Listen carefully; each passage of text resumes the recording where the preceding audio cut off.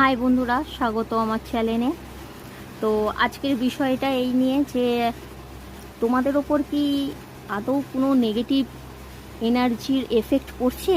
তোমাদের ওপর, তোমাদের ফ্যামিলির ওপর নেগেটিভ মানুষদের দৃষ্টি আছে, যার জন্যে তোমাদের লাইফ বা ক্যারিয়ার বা তোমাদের ফ্যামিলিতে কোনো উন্নতি নেই, সবসময় লড়াই ঝগড়া অশান্তি হতেই আছে, কাজ করছো কিন্তু হাতে পয়সা কোনো রকমভাবে থাকছে না, এবং যার ফলে ফ্যামিলিও অনেক রকমভাবে এফেক্ট করছে। তো চলো আজকে জানি।